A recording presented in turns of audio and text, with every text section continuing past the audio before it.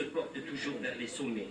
On retrace les chemins parcourus, les embûches rencontrées, la chance d'être tombé sur un troupeau de chèvres ou d'avoir trouvé les plus belles oranges ramenées aujourd'hui au refuge. Ces hommes connaissent leur vallée et l'on pourrait se demander s'il y a un recoin dont ils ne connaissent pas l'existence. Et tout cela se passe sous le regard imposant du diadème, caché derrière les nuages. Ce matin, 3 hommes décident de ramener vers la plaine leur récolte de fougères géantes. Ils feront un aller-retour, soit plus de 4 heures de marche, et ils seront à nouveau parmi nous en début d'après-midi.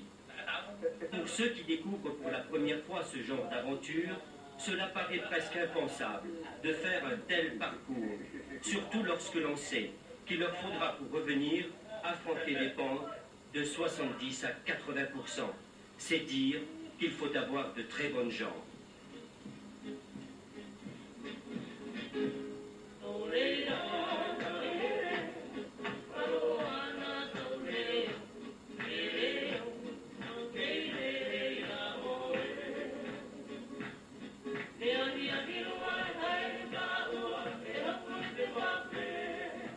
Les autres parties, nous décidons de suivre des jeunes qui partent à la cueillette des oranges sur le plateau de Rata. L'escalade est loin d'être aisée, et pour y accéder, là aussi il faut avoir de très bonnes jambes. Et à mi-chemin, on a déjà un aperçu du paysage. Un paysage recouvert presque quotidiennement par des nuages, et les pluies fines arrosent une végétation luxuriante. Ici, le mot effort n'est pas un vain mot. Et lorsque l'on parvient au plateau, la récompense est grande, non seulement à cause des oranges que l'on va récolter, mais surtout pour la satisfaction d'avoir vaincu les pentes parfois bien raides, et la fatigue est vite oubliée. Seule persistera durant quelques jours une lourdeur dans les jambes, signe que les muscles sont restés trop longtemps sans travailler. Les orangers, eux, sont là, depuis plusieurs générations. Ce sont des arbres plus que centenaires. Leur origine est souvent sujet de controverses. Mais on sait avec certitude qu'ils ont été introduits par les premiers navigateurs. Ces oranges étaient si bonnes que les Tahitiens en semèrent partout, même dans les montagnes. En 1854, on rapporte que l'on faisait le tour de l'île au milieu des orangers. Mais à la suite de l'introduction de maladies, ces premiers orangers furent décimés. Et l'on pense que ceux que l'on trouve encore ici sont les derniers témoins résistants de cette époque. Et pourtant, certains sont aujourd'hui atteints de maladies ou alors trop âgés, et il faut déjà envisager leur remplacement.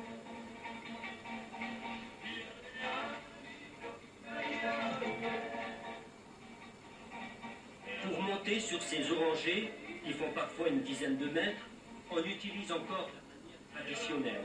Une cordelette en fibre de poulain au pied et le tour est joué. Mais il faut tout de même prendre garde aux épines qui longent le tronc.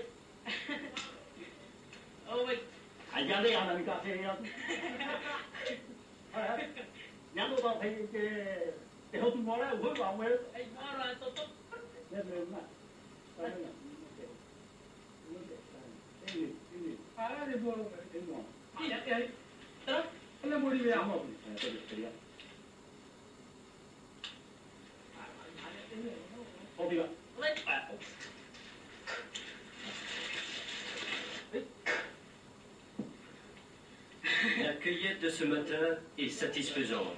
On ramènera ces oranges vers la plaine où on les trouvera en glade le long des routes.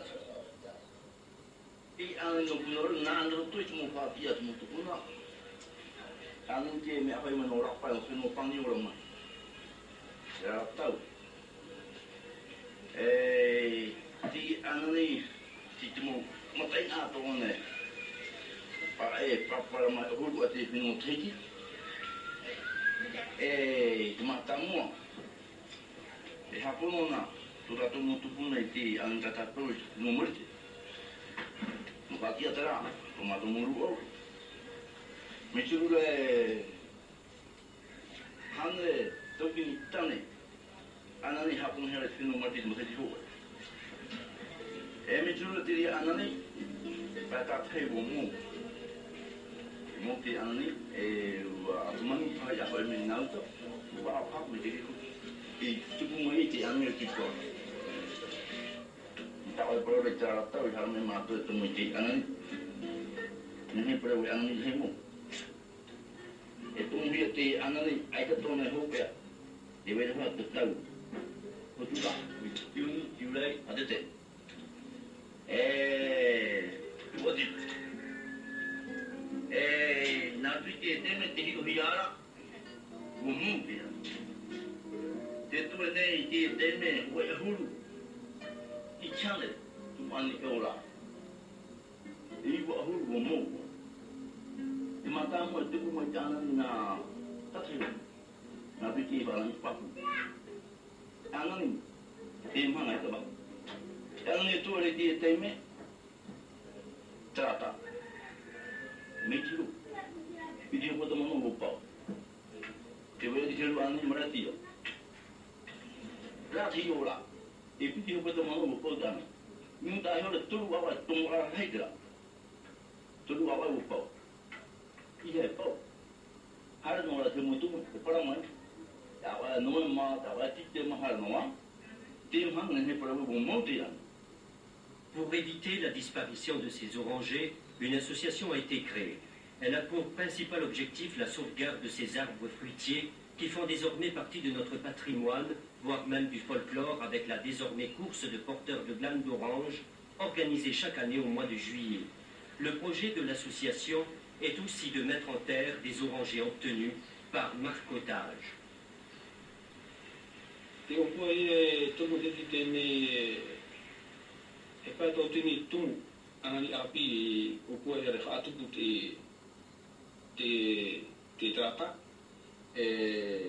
Ni tanura e o tanu e piti totini te vere anarto o tanu e atiba ike wa ia o tanu hi o ma tu api piti totini o pu e pa totini e piti totini te plato o tanu e na vai o tu e tanturu na tra wa te amelo te roto te tadi ka mato no te pa no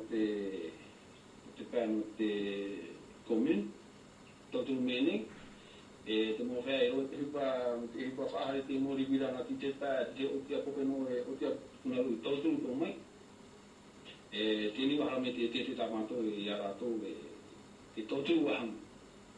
Le succès de cette opération n'est pas probant. En effet, sur les 2000 pieds mis en terre pour remplacer les vieux orangers, une bonne partie a été envahie par la végétation et l'autre partie morte par on ne sait quelle maladie. Et pourtant, on ne peut ici qu'encourager cette initiative louable. Mais l'association essaie aussi de diversifier les arbres fruitiers sur ces plateaux, en y introduisant des papayers, des avocatiers et des litchis, qui sont des arbres prometteurs.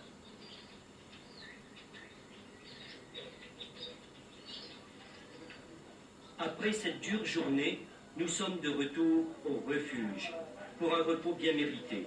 Nos jambes sont endolories par les longues heures de marche de la journée.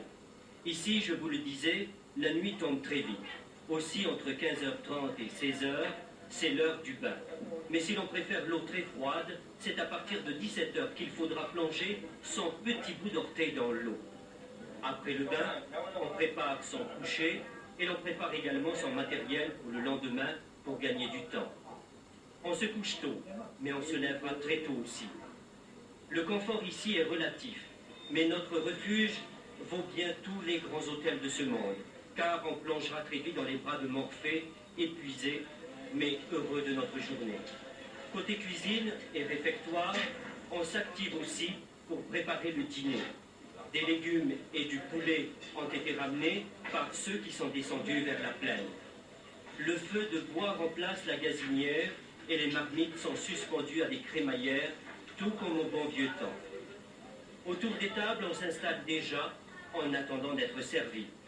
Le grand air creuse l'appétit et notre